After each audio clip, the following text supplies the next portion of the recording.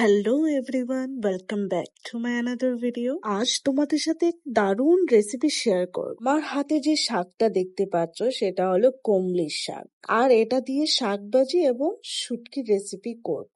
তার সাথে লাল শাক, পুঁই শাক, বেগুন, আলু সবকিছু কেটে ফেটে ধুয়ে রেখে দিয়েছি। সত্যি দিল্লিতে যে আমি পুঁই শাক আর কমলির শাক পাবো কখনো ভাবিনি, কারণ আমি দেখিনি।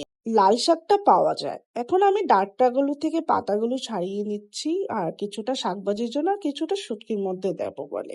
আর তোমরা কে কি নামে কমলি শাককে চেনো আমাকে অবশ্যই কমেন্ট বক্সে বলবে। আর তোমরা কে কে শুটকি খেতে খুব পছন্দ করো সেটাও বলবে। আগে সবগুলো শাক একসাথে বসিয়ে দেবো, না হলে জাগা হবে না বেগুন ফেগুন দিয়ে।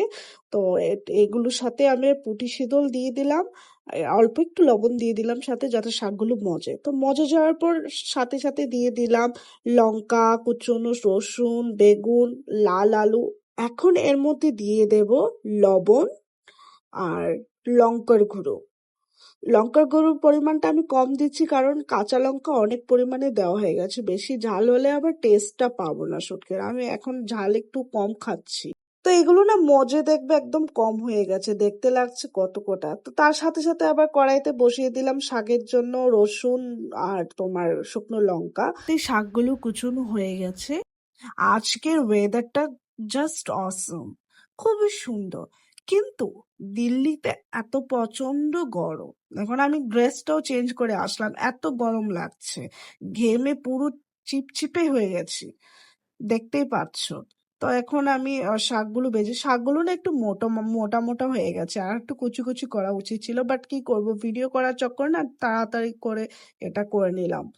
কড়াই আগেই বসিয়ে দিয়েছিলাম, জলে যেত, তার জন্য আমি শাকগুলো তাড়াতাড়ি করে কুটে কুচিয়ে নিলাম। এখন দেখো আমার শাক ভাজিও প্রায় হয়ে গেছে বলতে বলতে।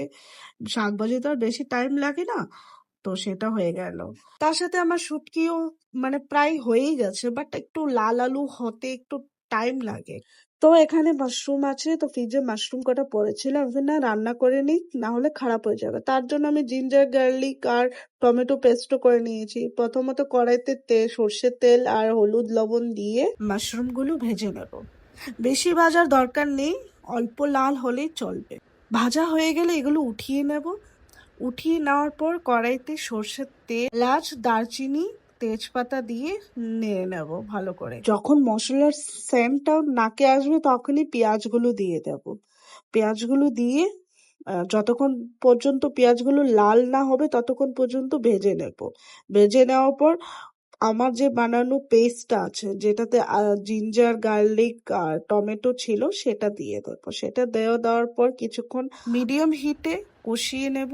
তার মধ্যে দিয়ে দেব মশলাগুলো, এক এক করে দিয়ে দেব, যেমন হলুদ, লঙ্কার গুঁড়ো, জিরে ধনিয়ার গুঁড়ো একসাথে করে দিয়ে দেবো। দিয়ে দেওয়ার পর অল্প হিট রেখে মিডিয়াম থেকে লো হিটের মাঝখানে রেখে ভালো করে কষিয়ে নেব। না কষানো হলে না খেতে ভালো লাগে না। আরেকটা কথা, আমি না তেল খুব কম পরিমাণে খাওয়ার মানে চেষ্টা করি, যতটুকু সম্ভব খুব কম খাওয়ার চেষ্টা করি। তো ভালো করে কষিয়ে নিয়ে নেব। কষিয়ে নেওয়ার পর তার মধ্যে আমি এখন আলু দিয়ে দিচ্ছি। আলুটা না ভাজতে আমি ভুলে গেছি ভিডিও বানাতে গিয়ে, মানে তাড়াহুড়ো করলে না এরকম হয়, আলু ভাজতে ভুলে গেছি। আর তোমরা ভেজে ইউজ করবে, আমি কাঁচাই দিয়ে দিয়েছি। হালকা জল দিয়ে আলুগুলো এখন কষিয়ে নেব, কারণ না হলে তো কষবে না। আর এখানে তেল কম লাগছে, বলবে না যে তেল এতই কম দেওয়া হয়ে গেছে, কারণ আমার ভালো লাগে না, পোষায় না এত তেল দিয়ে খাওয়া। আর তোমরা কে কিভাবে মাশরুম সবজি রান্না করে খাও সেটাও জানাবে। মানে তো আমার সবকিছু হয়ে গেল, তো আমি এখন ঘরটা মুছে নেব, কারণ ঘর মোছাটা তো খুবই দরকার। অনেকদিন পর এসেছি, ঘরটা তো মুছতেই হবে। চলো আবার কিচেনে যাওয়া হোক, দেখি মাশরুম সবজিটা হয়ে গেছে কিনা। তার মাঝে আমি তোমাদের সাথে একটা রিল শেয়ার করছি। আমি যখন কাজ ফাজ করে গরমের মধ্যে অয়েলি অয়েলি স্কিন হয়ে যায় না আমার, তখন আমি ঘরোয়া পদ্ধতি কিছু প্যাক বানাই। ফেস প্যাক বলো, বডি প্যাক বলো। তো আজকে তোমাদের সাথে শেয়ার করব ফুল বডি প্যাক। রেডিমেড উপাদান, গোলাপ জল, কফি, মধু, তার সাথে আছে বেসন। এগুলো একসাথে করে মিক্স করে নেব ভালো করে।